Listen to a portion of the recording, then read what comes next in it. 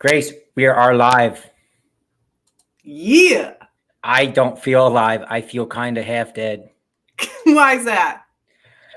I don't know. I'm tired from this weekend. For some reason, this weekend was busy. How do It you was feel? intense. It was intense. I'm still excited for this show, and it gives me new life to be here with you. I mean, I've seen you for 3 days straight. This is like seeing you, isn't it? I don't know. Yeah, it is. So much quality time. All right. Are you ready for this? I'm ready for this. All right. Here we go. This weekend at Eastern States left me wanting more. So let's talk about it on episode number 24. Yeah. I'm Eric, Idiot Runner Kosek. And I'm Grace, Hot Pants Langheim. Eric is all business in the front of the pack, and I am all about the party in the back. That's right. Business up front and party in the back. Together, we are the Running Mullet. And we are going to talk about every aspect of running, the podium to the DNF and everything in between. If you are a runner, this show is for you. Now sit back, get out your foam roller, and enjoy the party.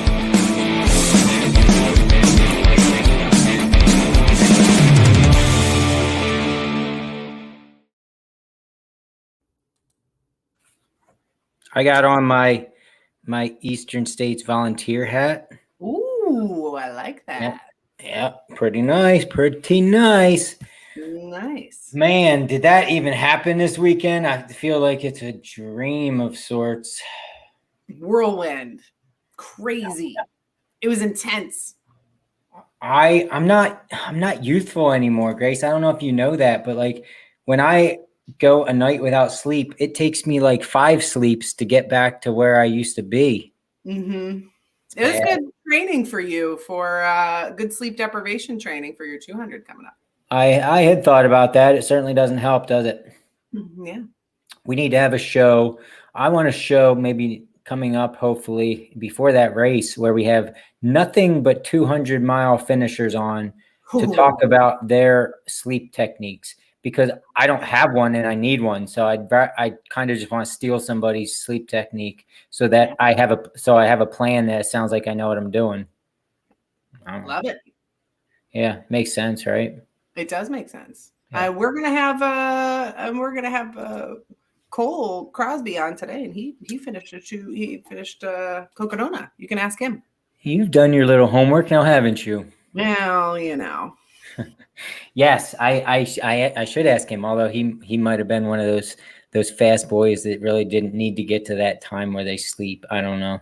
Well, we got to talk about Eastern States first. Eastern States 100 miler was this past weekend, and we wanted to Eric and I wanted to give a little bit of a behind the scenes look by having not one of the runners on. Of course, all runners are awesome, whether they didn't finish, whether they did finish. There were some awesome finishes, some heartbreaking DNFs over the weekend, and we wanted to talk a little bit about the other side of it. So, Eric, you were volunteering over the weekend. Cole Crosby, who's coming on in just a minute, he was pacing over the weekend, and I was crew chief over the weekend. So 3 different roles that are all important in the finish for 100. Although I will say there were plenty of runners out there who finished and they went in the solo division. I think it's still a team effort because we have so many volunteers supporting. But that's what the plan is today. Should we bring on Cole now? Yeah, I mean, I just wanted to, you mentioned how, everybody that started that race, kind of is a winner. I just want to echo those sentiments. I said it on the live show yesterday, and I thank you and hope other people tuned into I think it was like 8-hour live stream at the finish line yesterday. Wasn't the most exciting, but let's face it, if you can't be there, you had a front seat view of these amazing people finishing the race. But anyway, I mentioned it yesterday, like a race like Eastern States 100, and I think you'll agree, like it's amazing that the Reagan McCoy who got first place and the top 3 and top 5 and all that stuff, but it is 100% if you even attempt it. I was going to say finish it, but even attempt it, you're a winner. And it should be graded like that because it's not easy at all. I mean, easy is not even anywhere near what it should be called. But I mean, all I'm saying is like those people that cross the finish line in 35 hours, 34 hours are just as amazing as everybody else in front of them. Yeah. So it's a pretty Yeah. cool race. And I can definitely speak from experience on this one. I've DNF'd the race twice, have not finished it.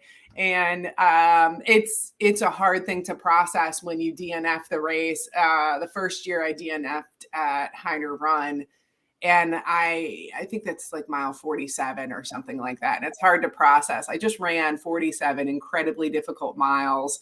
I didn't time out, so I did it in a decent amount of time. I pulled myself because of my knee.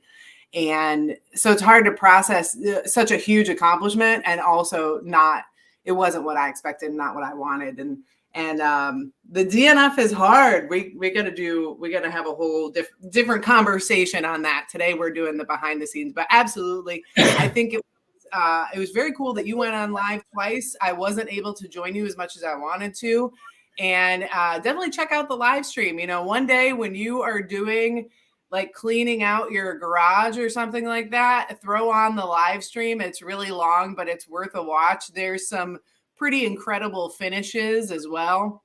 The showdown between Keith and Kaylee was probably one of my favorite finishes to see. You're going to have to watch the live stream to catch that, but it was pretty neat to have the camera at the finish line. I went back and I watched it, and I missed Jordan's finish because I had to pee. And amateur move.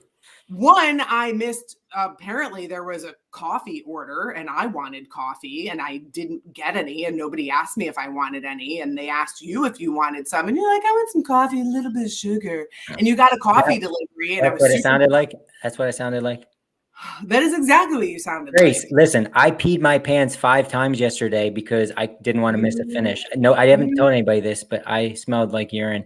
But I was committed to that chair and that live feed. You obviously, you weren't there. Yeah, I didn't want to ruin your chair, which I have now, by the way. Oh, that's great, because we were wondering what happened to it. I do have your chair, but I'll pee on it before I give it back to you. Don't worry. Of course, sweet. And I missed Jordan's finish. He did. That's all right. He said he forgave you, I think. So, right after he finished, before he got his buckle, he was like, I forgive Grace for not being here. Oh, that was nice. Yeah. So let's bring on Cole. Yeah. Click the button. Cole Crosby, for those that don't know Cole Crosby, he has quite the resume. I've kind of looked up to him for a while, even though he doesn't know it. I think you call that like a stalker. I'm not really sure. Basically through social media, that's the way it works. It's fun to follow the people you want to follow, and you don't have to necessarily, know them or talk to them all the time. Just see what they're doing and see if they're doing amazing things. He's done multiple long FKTs, fastest known times. Jordan, thanks. You're great. Glad you're on, Jordan. Gabe Batdorf's on too. He came in 4th yesterday. But anyway, I'm not going to go over Cole's whole resume. He's an amazing runner, amazing athlete, amazing person. Does a lot for the running community, but he's here today as to talk about his duties this past weekend as a pacer for a friend, Matt Cantrell. Correct, Cole? Yeah. So thanks for being on. How do you feel after this weekend? I feel great. I feel like I got to live the whole race experience without actually having to put my body through the suffering of it. So, yeah, I definitely, I did a little post earlier this morning. It's like, I'll definitely pace Eastern States again. You're not going to, I told someone, you can pay me $5 million. I will run the race in full. But until that money's in my pocket, I have no interest in going the full loop, but I'll definitely pace sections of it for sure. So how many miles did you actually pace? Where'd you start at? Yeah, I wrote down the notes so I don't mess this stuff up. So I started at aid station 7. That's Heiner Run, where you can initially pick up your first kind of pacer or pick up pacers. So 43.2 was the mile. And I ran with Matt all the way up to Blackwell, which was 80.5. So roughly 40 miles. Yeah, we had a blast, picked him up kind of late afternoon. And we ran through the night, and then kind of were able to make it to Blackwell kind of as the morning was, the sun was coming up, or, well, the fog was there, but, you could kind of see, you knew that was morning, but Right. kind of ominous, all that kind of good stuff. Classic Eastern States, Yeah, it always like Gillespie Point climb right out of Eastern States is one of or the summit, I should say, is one of the coolest overlooks around us locally or across the state, in my opinion, when it's clear. And I guess a lot of late, people that are finishing 33, 34, 35 hours. I don't know what time they're at Blackwell, but maybe some of the fog burns off. But every time I've been there, it's been dark and pitch black, or first thing in the morning, it's always thick with fog this time of year, and you can't see anything. But anyway, so you paced Matt Cantrell, and it's a funny story how it worked. We kind of connected real quick. Is I camped out at Little Pine on Friday night, Little Pine State Park, where everybody camps out right up the road from the registration. And I love camping there before Eastern States because it's fun to walk around the campground because it's full of runners and racers and trail runners and people you don't know and people you know. But anyway, you can always tell who's, anticipating their run, who's getting ready, their bag stuff. And I walked by his campsite, and I don't know, he introduced himself to me or vice versa. And long story short, he said he's doing it again. This is the second time, and he DNF'd. And his first time was in 2017. And that was my first time. So we ran that race together in 2017 and didn't even know each other. And he DNF'd. So he was here for redemption, obviously, of sorts, at least that's how he put it to me. And he got it, which is amazing. What was his finishing time? I didn't write it down. He was 75th place overall. Oh, shoot. It doesn't matter. It was like 32, 33 hours, I believe, somewhere around there. But really, yeah, I mean, he got redemption. All right, the cat's out of the bag. He finished. Finished well. And yeah, it's really awesome. I kind of lived vicariously through him just because, my personal story with Eastern States was that I attempted it in 2018. And pretty much slipped through a creek crossing, slipped on a rock, pinched a nerve in my back, and had to drop out at what was kind of your new aid station, the Tomb Flats, 62.9. But I remember it was like at a bar restaurant, which obviously in the race you get to pass by it on the course. There's nobody there having a good time, unfortunately, when we were going by.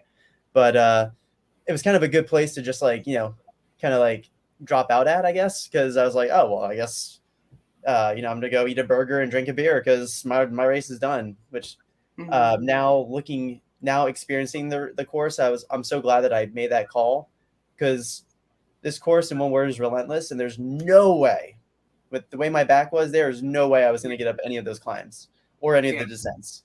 Like if it was a completely pancake flat course, yeah, we could eke it out, but not even close. Eastern States is just, it's a meat grinder. Yeah. And nobody's coming to get you either.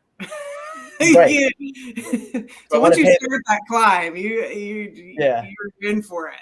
It's like, do I want to pay the $50,000 helicopter ride that's going to get me off that there's one little false summit up that climb where there's a little piece of rock? Yeah. It's like, I don't know about you, but I only got $50K just to sit in the bank below on a helicopter to come get me. Like I'd have to fall off the mountain or something, Right. And it's something to think about, is like, do I really want to put other people through rescuing me because I decided to go hard or something, it's just not worth it. There's always another race, and there's always another opportunity, and you got an opportunity to pace it this weekend. That was a lot of fun. Totally. Yeah. I love that. So I was talking to somebody, I don't remember who it was. I was at Barron's. I think it was Angie. She said, hey, this was my first time. She said, she's a fan of the show and had said, I listened to the show, would love to hear an episode on pacing. She said, this was my first time pacing. And honestly, I didn't even think about it ahead of time. I had questions like, what she said, I felt bad because I was sleeping while my runner was out there running. And I said, well, you don't want to be exhausted pacing out there. There are, I think, some good tips for people out there who are looking to pace. I know I had some things in my head, but what advice would you give to people out there who have never paced before, or just recently did their first time pacing? Did you have a strategy going into it, one, and then, what advice would you give to other pacers? Yeah, I think probably the number one thing for a pacer is I kind of approach it kind of like you're that runner's like one lifeline, two like life coach, and three you're kind of just like you have to be their eyes, ears, brain.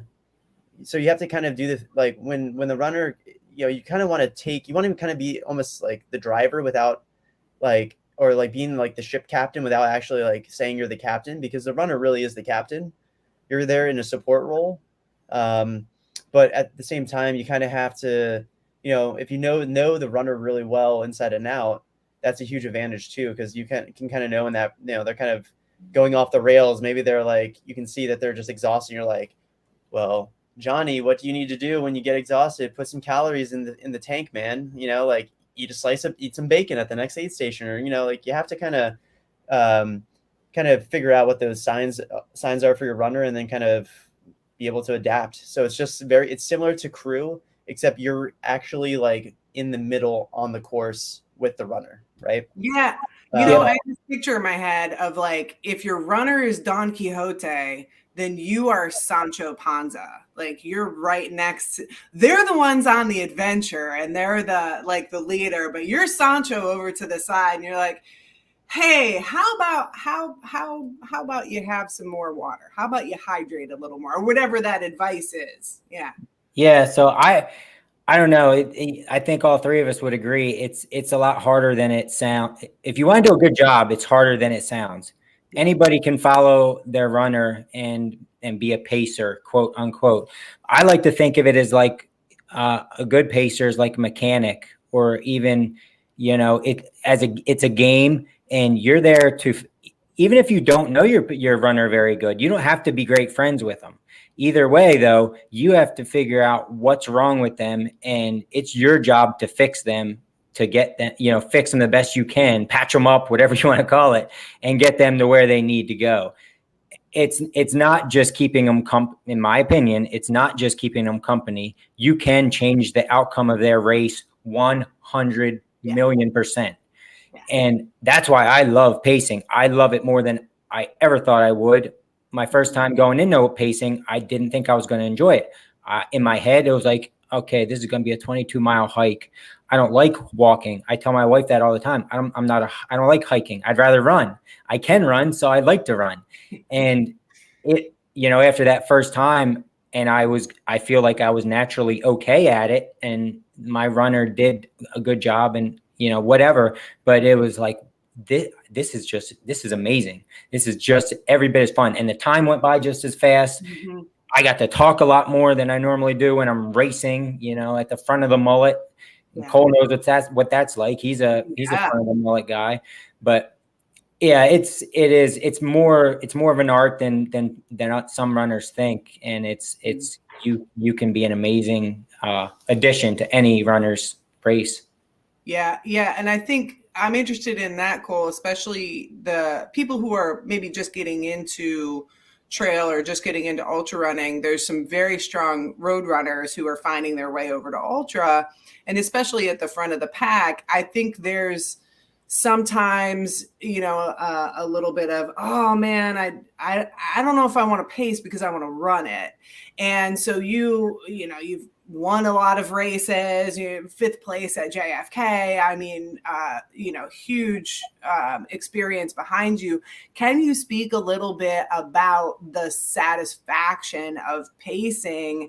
And I don't know, I'm going to leave it at that. I'm going to let you elaborate. Yeah, I would say so. I've raced, try to, anytime I step, put my toe to the line, I'm trying to hopefully try to win something or place really well, right? And so like that's always been the motivation. But as I've been in the sport for now, got into ultras since 2012, so I've been doing it for a while. And to kind of do the long-winded answer, really, to me, true trail and ultra running is a team sport. Mm-hmm. And so when I think about pacing is really like being a pacer is you're a part of the crew ultimately. And so like it's just such a pivotal part of really the whole team dynamic. And so like what I've learned in terms of like the overall satisfaction and everything, like I feel like by doing it, like it's a way to give back, but it's also just like so much more, like honestly, it can almost be more fun than actually running the race, like competing. A lot less pressure, really. I mean, there's still pressure because in a way, like you want your runner to like hit all their marks, hit their goals. You want things to go smoothly. And the other thing I thought about too is like as a pacer, like you also have to take care of yourself as well, because like if you don't take care of yourself, like you're ultimately that could become a hindrance and a problem for your runner. So it's kind of like you gotta in a way you're kind of like it's like playing chess. You're one type of like piece. Just I don't know what exact piece you are. Maybe you're like you're not the pawn, but you're like one of like the castle or something like that. You can only go certain directions and do that type of stuff. But yeah, I don't know if I answered. I think I probably even flipped off the whole question. But to me, ultimately, I think pacing is it's really awesome. And like so you might have saw us too at the race wearing these Chaos Crewing shirts and all that. You saw me with the funky hat or whatever. Yeah, here's your minute to plug that company, that brand. So I mean, that's ultimately what linked me and Matt to help pace. But Chaos Crewing was started by Brittany, Matt's partner, and then my wife Ashley, and then one of our friends Kelsey. And ultimately, all the best ideas happen in a hot tub. The house that me and my wife have in Rhode Island has a wonderful hot tub. We say we bought the hot tub, or we bought the house to go with the hot tub. And we've had, she's been crewing and supporting me, ever since really for over a decade. And we really realized that like crewing is just so pivotal. When I've done these longer 200-mile plus races, the Speed Project, when I ran 346 miles from LA to Vegas, like that doesn't just happen, and so. And to be able to achieve those kind of goals, like you got to have other chess pieces on your board rather than just you, the runner. So ultimately, I realized, and we all realized that like crewing is just so important. There's so many different parts to it, and so we wanted to create a network. And Chaos Crewing really is the whole idea is crew is the focus, rather than just the runner being the focus. The runner is a part of the crew, and so we're. Pretty much they've created a business of consultation, helping to assemble professional crews. List goes on and on. Follow Chaos Crewing. But hopefully it'll become something and continue to grow as more people hop on to the network. And the goal is to really provide high-level crewing and services to everybody, right? Just because we've seen that there's huge value, and as the sport becomes more competitive, and more and more people enter the sport, it's a way of growing the pie. You got to get more people involved, and you can also not be a runner and be crew, like Kelsey, she's not a runner, but she is one of the pivotal pieces to what makes that business tick, and she is an incredible crew member. So absolutely. I just think it's genius. And I think for a lot of reasons on so many levels. I mean, one of them is, not everybody is a front of the pack runner. And so for the rest of us who are in middle or the back of the pack, we don't have a lot of opportunities to get a finish. And sometimes we need two sets of chess pieces to put all the pieces. Like we can still get a finish in the back of the pack, but it's harder to get there. And so sometimes you want to leverage as much as you can. Or there could be another scenario, like maybe somebody somebody's investing a lot of money into it, and they're like, man, I'm taking a much more difficult job next year, or next year I plan to go back to school, get my MBA, and I got like one shot at this. And so I think not everybody is in a position, maybe mentally or physically, or maybe they're like, I just want to do 100 and I don't really want to do any other hundreds. So when you're investing, when you only have one shot, I think it makes a lot of sense to really put everything into it and not just wing it, and you can certainly, there are people at the front of the pack who can wing it and still get a finish, but the chances of you getting a finish when you're winging it and you're at the back of the pack, they diminish greatly. But it can happen with a really strong crew, with really strong pacers, and all the other things got to come together too. But there's so many reasons why this is smart. Yeah, I mean, I think it's a beautiful thing just for the simplicity of, for one, not everybody's significant other likes to go to races. One, two, we all have our trail friends and they're amazing and they give us their time whenever they can. But there's a lot of times I'm doing a big race where everybody that I would reach out to is doing the same darn race. So, right. It's just a resource that's one single spot you can go to for basically help, right? Yeah, exactly. That's part of it. I mean, I feel like the business will probably evolve over time in terms of the different services. But really it's about one, having the network, and then also kind of connecting people and really kind of helping to build out crews to turn into like, ultimately I see it as also evolving with having it like a NASCAR division, right? Like kind of like those ultimate kind of pit crews, and really make crewing more professionalized in a way. Like there's tons of people that bring tons of skills and talents, whether it's like medical backgrounds, marketing backgrounds. There's so many different ways to kind of slice the pie. So, and ultimately like, part of the impetus for all this too is like, if I want to go run a race at Cocodona in Arizona, and when I ran it, I had like 3 connections in Arizona, right?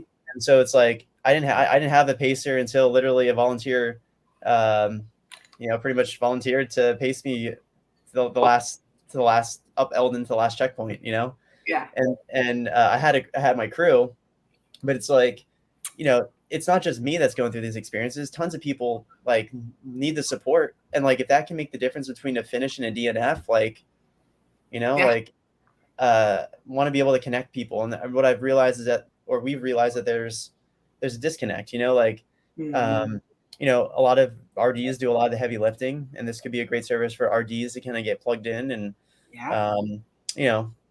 hopefully we can build an app and do all that good stuff. But anyway, it makes so much sense. Yeah, but ultimately, like, crewing is so important. And like, I saw so many runners at Eastern States where like it was just so cool to watch all the different crews kind of like take care of the runners and like just have those crew conversations and like just kind of be, for me, normally I'm kind of blitzing through an aid station, and kind of having the blinders on. But for me, this experience was totally refreshing, just to be able to like be a fly on the wall and kind of like observe it from a totally different perspective, Yeah. And that's something I really loved, like being a pacer, taking care of Matt, and then also just like interacting with different runners and like meeting people out on the trail. And I'm like, they're like, Cole, is that you? And I'm like, oh, hey, what's going on? It's like, just connecting with people is always, I think that's one of the beauties of what we do. So. Yeah. And I mean, speaking one last time on this idea, I like submersing myself in everything running, all ideas. I constantly think about different things to do within the community. So I'm just throwing myself out there.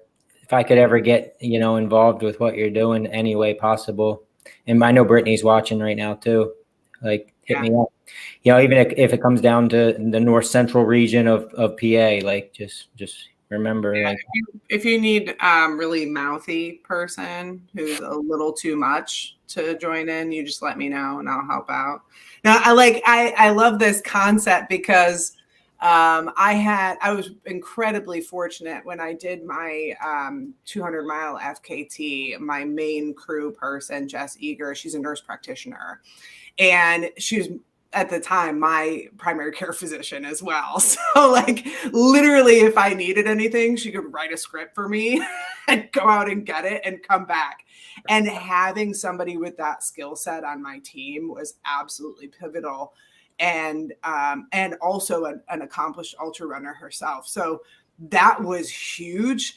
And at that time I was like, this could be a business, but not mine. Cause I can bullshit for a really long time. That's my skill. And that's what Eric and I do. So this is what we bring to the community.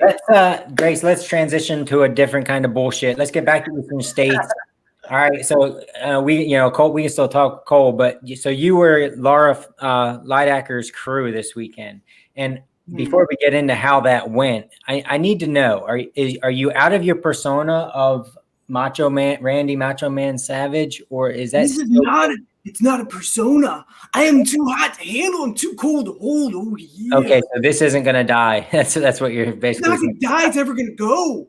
It's never gonna go because we are here. We're ultra runners, and we are here to take over. We're here in 2024. It is gonna be a standoff. Okay. All right. Enough said. Yeah. Literally enough said. How was your day? I mean, yeah, you had, I know what you're going to say. It was amazing. And Laura did do amazing. She got her first 100-mile finish, and getting that first 100-mile finish from Eastern States is that much more special because there's a lot of, I don't want to say the word easier, but come on, like, let's face it. Eastern States is a big first 100. How'd it go? Any hiccups on your end? No. Your end, not hers. I want to know your end. Tell me the truth. Did you mess up? I'm trying to. I'm still processing the entire weekend. Yeah. I know she is too. And big congratulations to Laura on her first 100-miler finish. She did phenomenal. Yeah, it was a challenge. Aid Station 3 did move around a little bit. It was different than I had remembered in the past. They moved it. It was crowded, and I think Ben, because Ben was everywhere. Can we just talk about how amazing the race directors are for a second? He did an amazing job. Ben's phenomenal. Jade is phenomenal. I love them to pieces. And Ben was really great. He was I saw him several times out at the aid station, just making sure things were okay. And, as a race director, certainly you learn a little bit every year. And he saw, we were a little bit cramped, and and I'm sure he's going to take that feedback. He'll probably make some changes for next year. I'm sure, because they've been working on that area for two or 3 years now, trying to figure out the best layout, and it's tough. It's nobody's fault of anything. Yeah. I like that they tried something totally different this year, and but it might have worked better after you and I even left, after it thinned out a little bit or something. Right. But it's a tough spot. It is a tough spot, and it's partially tough because it's so early in the race, and so there's a lot more people there. Right. I think the finish rate was somewhere around 55%. So by the time you get later on, there's just not as many people.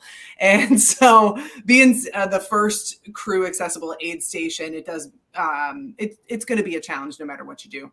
Yeah. So that was probably the first challenge. The rain, can we talk about that? Because Cole, you paced all the way through the rain, right? Yeah. We were on up the climb, up past Hide and Run, and then we got dumped on. And that was luckily it didn't seem like it was going to be like getting struck by lightning or anything, but there was definitely lightning overhead, and I got soaked. But that's the thing is like I was really impressed with those aid stations because really what kept me warm was eating bacon. And literally every aid station that I went to, so from aid station 7 to 12, definitely had tons and tons of bacon, and that's like a huge thing for me. If races have plentiful bacon, it's a good sign. So so kudos to the whole Eastern States crew, because they had all kinds of other good snacks too, which I love. That's the other thing. Being a pacer, you get to you got to take care of your runner first. But then if they're going to go use the bathroom real quick, well, I got like, I don't know, a minute and a half or 2 minutes to just like go at it. Yeah. Well done, Eastern States. Aid station food was phenomenal. There's so many options. Everyone was super helpful, and it was kind of cool. I felt like I was a little rock star being a pacer, getting the. You are a rock star. I know. All these snacks, Yeah, it's funny. And Good. hot snacks are hard with the rain. Thankfully, we didn't have a lot of wind. But even as crew, as aid station, the rain was hard because I had all of Laura's stuff out. Well, one of the things that I wasn't sure of that we didn't talk about ahead of time, there's so much to think of as crew. But I forgot to ask her if she thought she would need to charge her watch. So when I set up everything, I brought the charger out. Well, then it started dumping rain. Well, I had to cover everything so that I tried to keep her shoes dry. That didn't work out. Like, you're trying to keep everything dry because the things that your person doesn't use, by the time you get to the next aid station, the rain was scheduled to stop at some point. Well, you don't want to have wet towels, wet blanket. I had a really nice, huge blanket to put over her when she got cold. I think that was a big win for us as crew that we had that. And so you're trying to keep everything dry in the rain. And that was quite a challenge for us. And I want to throw this out there too, because I think it's something that some people don't think about as crew, is making sure that there's someone assigned to taking care of the pacers. I was really fortunate. Our pacers were super strong and experienced runners and pretty much take care of themselves. But having a crew member to double check your pacer, especially if your pacer is doing more than one section. So somebody take care of the pacer while somebody else is taking care of the runner. And then, because your pacers are doing a lot, some of them doing 20 miles on very rough terrain, and they need help too. And also getting somebody assigned to taking photos, especially if it's the person's first time doing 100. So I was like, Erica, can you do photos at this aid station? Then it was one less thing that I had to worry about. And then Jesse, can you do photos at this aid station? So a couple of those little things we did take care of, but I thought about it later. I just want to throw out those couple of tips. Assign somebody to the pacer, assign somebody to taking photos. It's really helpful. I love that you say that. I just want to chime in there because that's kind of when it comes to crewing, I'm totally with you. Like, when you can delegate more responsibilities and it's more singular focus, so that one individual does X, the next crew member does X, and they might have other skills where they can kind of step in if the shit hits the fan kind of thing. But really their main role is this one singular thing. Like, you look at runners at Western States, when they're sitting in a chair, there's all these hands going all over the place. Yeah. All those hands aren't just when you go to the used car lots and they got the little floppy hand out there. Those hands are doing tasks, and so there's purpose to that. And the more that you can kind of, again, singularly kind of have those roles, it's just so much easier too. Like, if you're, as a crew member, if you're a little bit tired and stuff, most crew people hardly even sleep, especially if you want to. You just have all this anxiety and you're just excited for your runner, right? So that's a real challenge. And it's if you know that you're the water bottle person, you're making sure that this bottle has water, this has the electrolyte at this ratio, and you just focus on that, chances are you're going to get it right most of the time, and so you're not trying to stress out about do I need to get the squirrel's nut butter? Do I need to do all this stuff and do that stuff? So I agree. That's really important. It's a pit stop, basically. If you consider it a pit stop and you have enough people to help, like you're saying, I've seen the Western States videos, and then everybody should watch that, because I'm always preaching aid stations are time suckers. I know everybody doesn't care about a couple minutes here and there that much, but the bottom line is they're just sucking time away from your race. So you get what you need out of them as fast as you can and go is the idea. And if you if there's two people that are trying to get your water bottle, being, all being nice, trying to get your stuff, but not being as efficient because stuff wasn't laid out the right way, seconds are ticking by that shouldn't have been lost. Yeah. And I think that the flip side of that is, if it's not your crew person, or if it's not your runner, if you're not crewing that person, but a runner comes in who's a friend of yours, your runner isn't there yet, and you want to go over and help out, my advice is to not ask the runner, but to ask the crew chief how they can help. So I get that every time I have Laura, and I have to keep people away because the look on her face can sometimes look like she's miserable, and she's fine. Like, she truly loves being out there. She's a very strong runner. I know what her capabilities are, and I've run with her plenty. And I know we communicate really well between the two of us. And when other people come over to like console her or talk to her or something like that, it just messes with the flow completely. So I would rather people come over, and people did, like, some people did the right thing, came over to me and said, Grace, what can I do? And I'm like, hey, can you do this? Can you do this? Can you do this? Like, that's really helpful. But it's not always helpful if it's not your runner to go over and start talking to them. Like, that can really it can make it a bigger time suck. And then Ashley Pruitt Crosby, she put into the chat another good point: taking care of yourself as crew, making sure you're eating, you're getting electrolytes, getting sleep. It's really important. Like, it's super fun to be out there and talk to everybody, but it's also really important to make sure that you're on your game, and recognizing that once your runner finishes, you also have to take care of them afterwards. Like, you got to make sure that you have their clothes to change into. They probably have to go to the bathroom and go get them a beer or whatever that is, take their shoes off. And it's going to be a while before you get sleep again. So it's taking care of yourself in those times where you can, because you're not going to have time later on. Yep. All good stuff. So you did pretty good. I mean, you got your runner to the finish. That's the most important thing, right?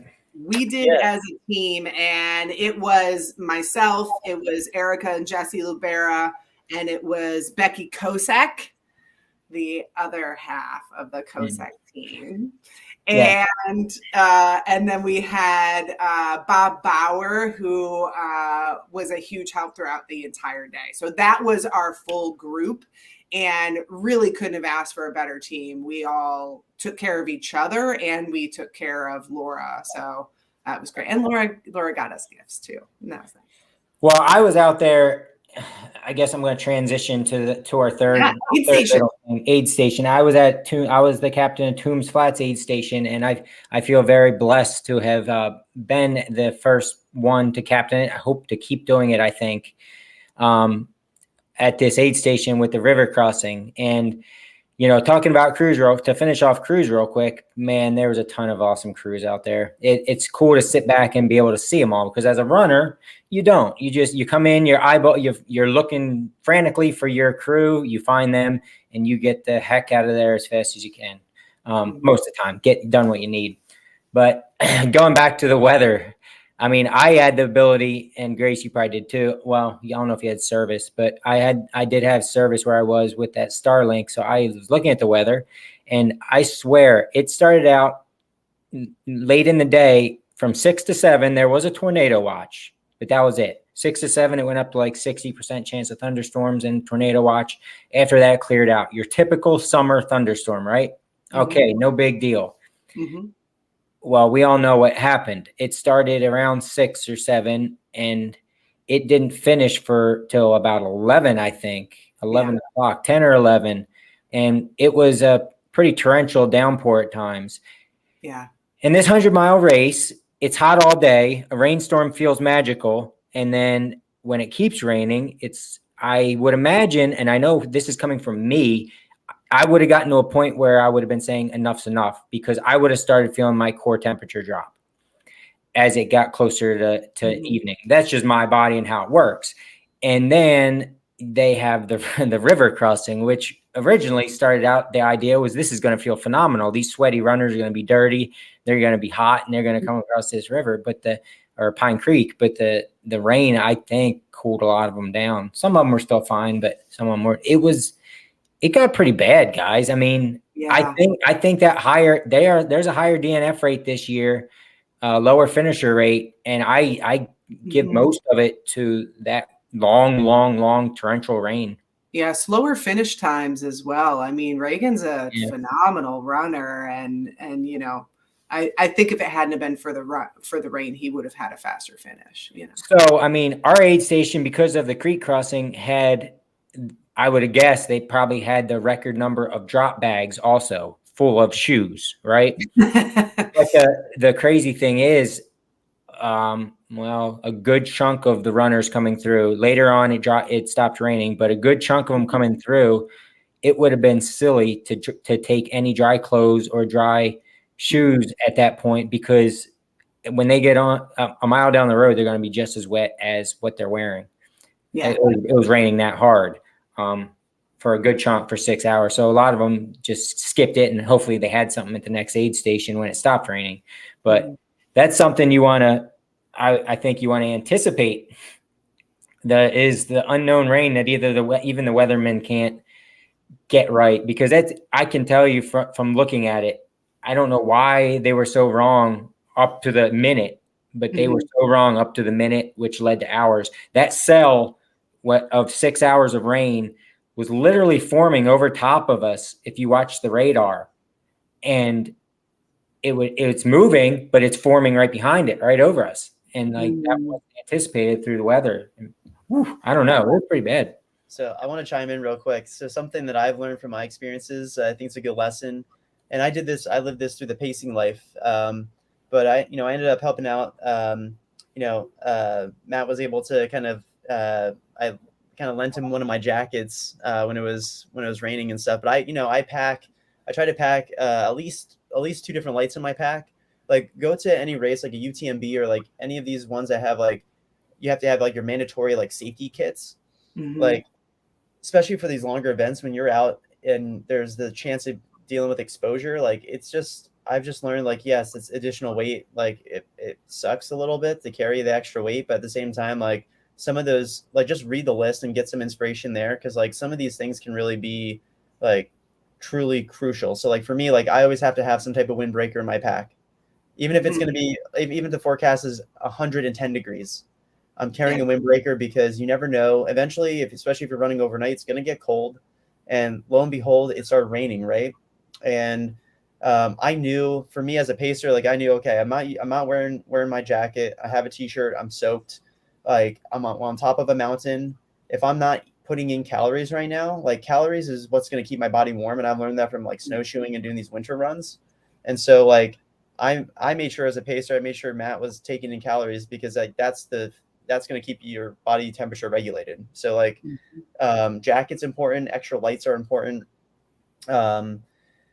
Just having a little bit of extra, even if it's like in Eastern States, a hot day, like extra, like whether it's electrolyte tablets or what have you, like safety blanket. Like, I mean, I don't want to say be like a catastrophizer and say that like the worst thing happen, but like it's good to have. You don't have to have like have your pack weigh 25 pounds, but like some of those things can make a huge difference. And I will say that, I felt as a pacer, with my runner, I was in control of like whatever weird weather would happen. Like, I was almost thinking, man, I should have brought a pair of gloves too. Like that could have been something that might've helped too. So Eric, I agree with you, like with the creek crossing and stuff. Like, I mean, even for me, I was like, going across, I was like, woo, that's a little bit chilly, and like as we were standing at the aid station, which your aid station was phenomenal, it was like I was like, this is the place to be. Like I'm like it was totally cool, the the tiki torches and all that stuff, and people screaming across the creek. The food was awesome, but it's like I put on a long sleeve while I was kind of waiting in the for Matt to get all set up and get out with our crew. And, I'm glad I did. I ultimately started to warm up as we made that climb by the bar restaurant. But like, while I was standing there, like I was getting a little bit chilly just because my shorts were trying to cool them. They're trying to evaporate all the creek water that we went through. Yeah. And, if you're not eating enough food at that time, like, I mean, for all I know, I could have started to like freeze out a little bit, and that wouldn't have been as effective as a pacer, So you got to also like check in on yourself too, I think is really important. Yeah.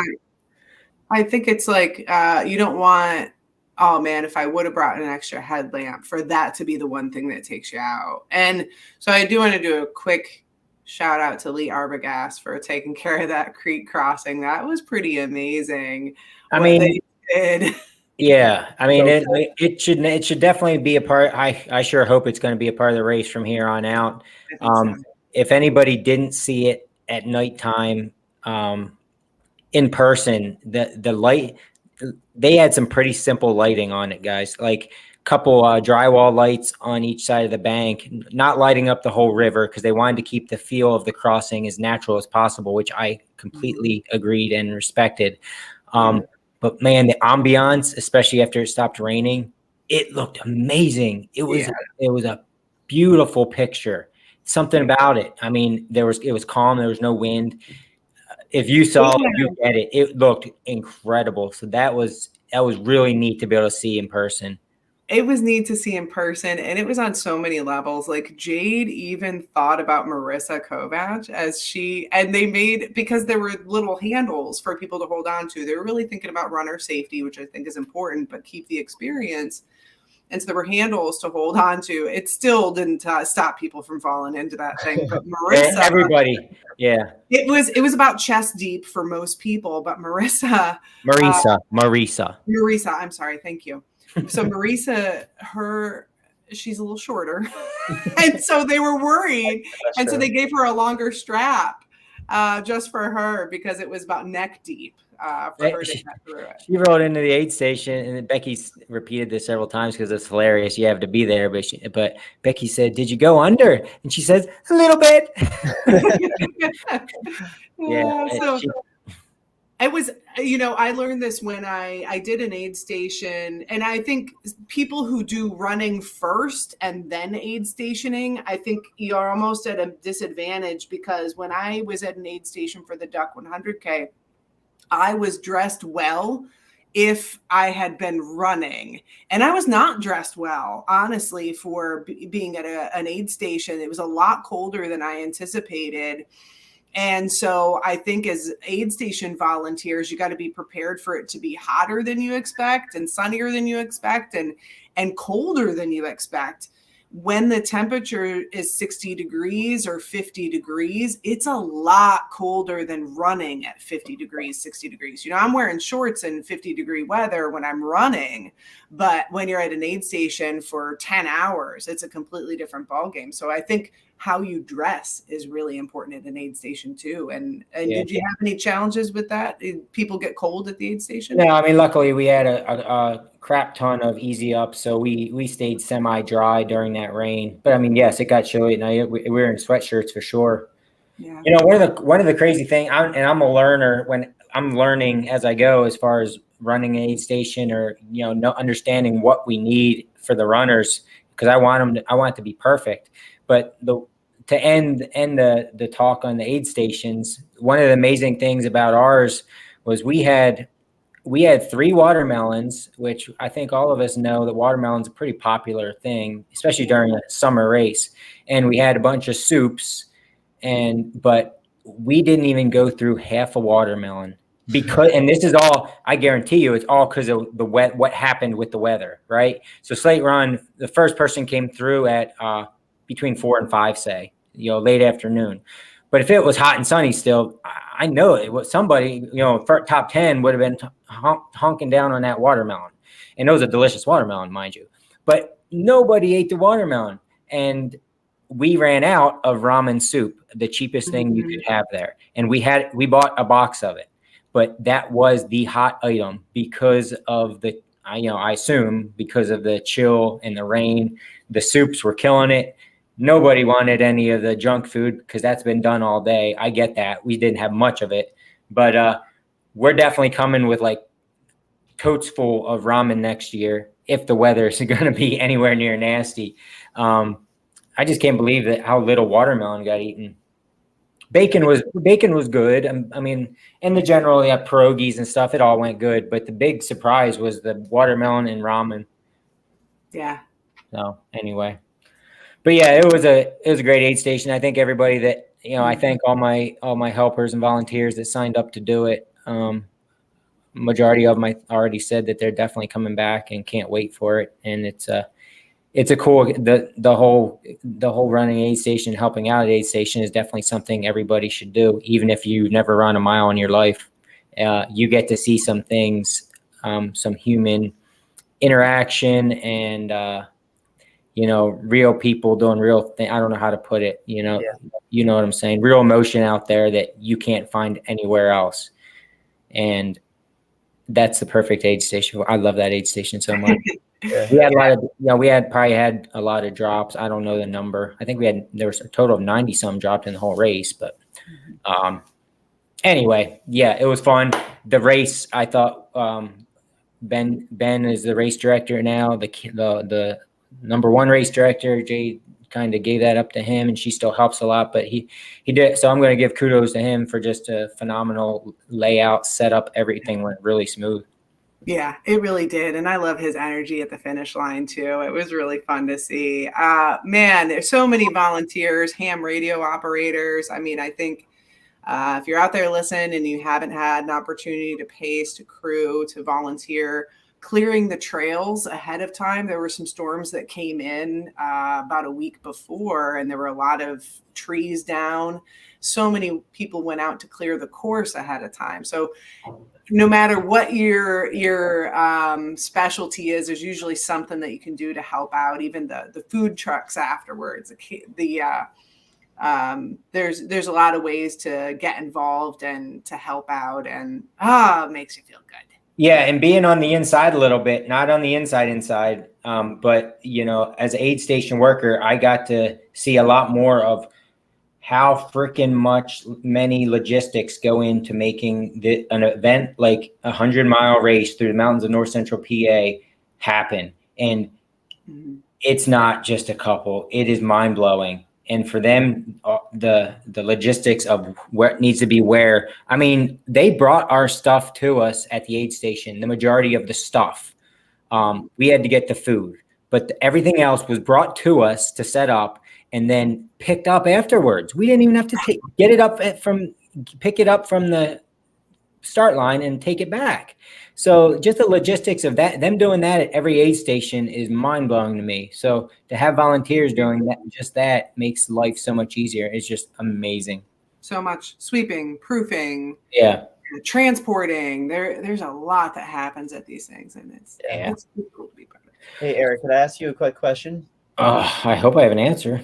Well, I'm just curious about, like, from your perspective, from the aid station kind of side of things. I mean, all the aid stations I went to, it seemed like they're well staffed. Like, can I get a under the hood kind of look at, like, how was the aid station that you were at? Like, how was it, like, divvied up in terms of, like, people's roles within the aid station? Because I felt like anytime I was in an aid station, like, people were like, it was like this little mini city at each one. Everyone's able to, like, do different things and different tasks. And it was just like, I was just blown away with how, in my eyes, how professional it was. It was just like, it seemed so smooth and seamless. So I'm just curious from your perspective, like, Well, it was a learning curve. There's a learning curve for me, for sure. I just had a quick meeting with her. We had we had 19 signed up, but we didn't have that many show up. There's a couple emergencies last minute. So just as a ballpark, let's say 15 helpers. And for the record, like Lee's crew over at the ropes, there was different volunteer shifts and sign up spots just to man the ropes. So that wasn't coming from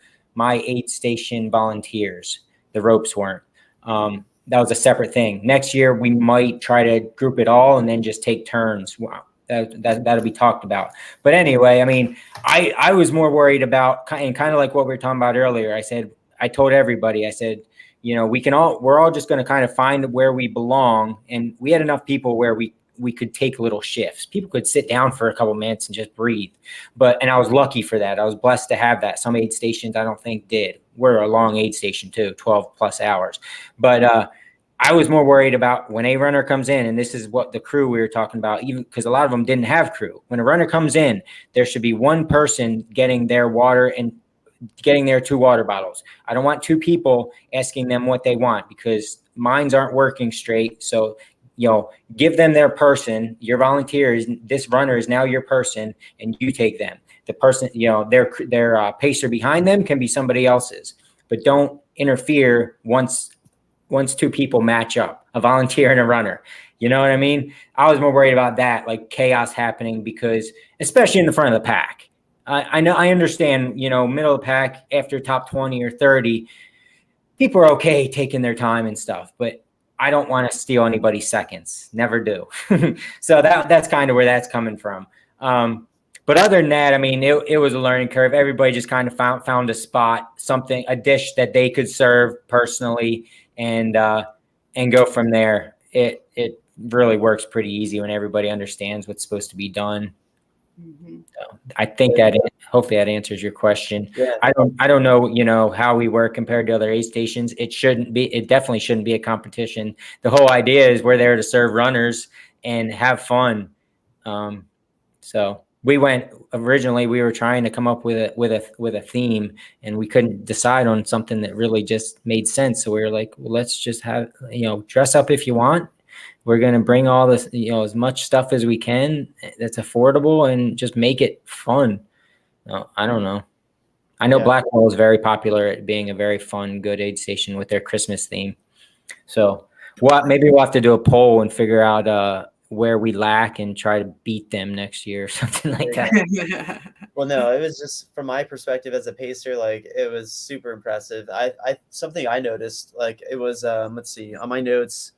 So let's say 100 dry run. So Cedar Run. So that's number 11. So that's a new one also. Yeah. So that aid station, one of the things that surprised me was like, Matt, my runner, he was getting, that's something that I try to do as a pacer, is kind of like, while we're like getting to the aid station, kind of like game plan what we're going to need. Right. So like, rather than like get there and then he's like trying to figure out what he needs, like observe and kind of be like, okay, I think like your plan, and Matt did a great job of having a detailed plan. So he's like, I'm gonna get 2 cups of water, maybe at X, Y, and Z. I know that he needs to eat, so I'm like suggesting the banana, that kind of stuff. Let's talk it over. So we had a game plan. He had to use the bathroom. While he was doing that, it was so cool because there was I pretty much had like some of the aid station like representatives kind of step up to me and be like, hey, what do you need as a pacer? And I was like, well, crap, this is like a vacation. Like I really did not, and I haven't paced a lot, especially in the longer events, and I've never really like I didn't really expect to like get that type of service, like I was expecting to just like fend for myself. And every time I hit an aid station, like there was always kind of like, okay, the one member kind of takes care of the runner, and then there was another that was stepping up to kind of take care of me and ask and see what I was needing. And it was just like, and it wasn't like just waiting around for a while. It was pretty much instant, and that's impressive. So hats off to everybody for that level of service. I mean, I think Eastern States is definitely a great model for other events out there, especially in the 100-mile plus distance. Yeah, it was really, really, really well done. All right.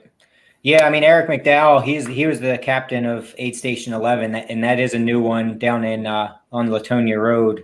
I guess it's called Cedar Run now. I don't know what's actually called. Right after mine, they combined 2 aid stations and formed one bigger one. So I didn't see it obviously because I wasn't running, but I'm sure it was pretty smooth and efficient. That one was. Oh yeah, I mean all of them were. All of them that I witnessed, even before I started pacing, like I was kind of a part of the crew helping out and stuff too. And I mean, they're just all, it seemed like everything was just going according to plan. So if there were things that were happening, it's like any kind of performance, right? Like there's things that are like the singer singing a little bit like flat or whatever, like you don't notice it, as a not member of the audience. So like there's things going on behind the scenes. Like, I mean, from my perspective, I didn't notice anything that seemed like things were going off the rails. Everything was just well tuned. It was just a really, I think, just well executed experience for the runners and for the pacers, and hopefully for anyone else that was out there. Yeah, make sure you tell Matt that I said congratulations. I don't know if he's tuning in or not. I didn't get to really talk to him after the race, but it was great meeting him, and it's awesome that you got him helped him get him to the finish. I hope he's happy. I think he definitely wanted redemption, and he got it. And the way that he, I mean, I felt like I didn't really do that much. I was really there just to kind of help motivate him and kind of, make sure his mental game was really there and that he wasn't like he was standing upright and moving forward. And I mean, he really did the rest, and I think that's when I think about being a pacer, like that's really your goal. You're kind of like, you're like an electrolyte tablet, right? Like you're just trying to enhance whatever's in that jar or cup, right? And so hopefully you're the right type of mixture and concoction to kind of really jive well and kind of gel well with the runner to help them kind of get their best performance. So, it's not my show. It's the Matt show, the Pride of Indiana show. And I was really proud of how he performed out there. Did awesome. Nice. Yeah. Well, we usually, Grace, I don't know if you have anything to add. I don't mean to interrupt, but we usually end the show with asking you do? You say you do? No, I think I'm going to say exactly what you're going to say. So you do it first. Sorry. We usually end the show with asking each other what we're doing this coming weekend. But Cole, I'm not asking you that because I'll be honest with you, I don't care what you're doing this coming weekend. What I do care about is I want to hear what's next big on your plate coming up for you. That's what I was going to ask. We got this, Grace. I think we're connected. We are. You want me to answer? And what do I got coming up? Yeah, what's on your schedule coming up in, say, the next 6 months to the year or whatever, big stuff. Yeah. I don't know. For those that don't know you, they should look you up. I don't care if they ultra sign up, stalk you, but you are a phenomenal runner, phenomenal person, and you are a front of the mullet runner for sure, and you should embrace that. And yeah, you got something there. I'm trying. Looks like it's receding just like mine too, but we will talk about that. No, maybe you got anything huge coming up or what? I mean, the biggest thing I have coming up is the Kodiak 100K by UTMB. So, okay. So if people that do know me, I've run a lot of like USATF races and done well, like 50K to 100K national championship events for a long time, JFK, that kind of stuff, Tussey Mountain back. I've never run Western States, never done Hard Rock, never done UTMB. I realized I've never run a golden ticket race, never done any of that type of stuff. I've been kind of anti that. And I kind of realized that, I'm 34 now. So I'm not getting any younger. And, people say that, when you're in your kind of like early to mid 30s, that's your prime of endurance, which obviously we see in ultra running all the time.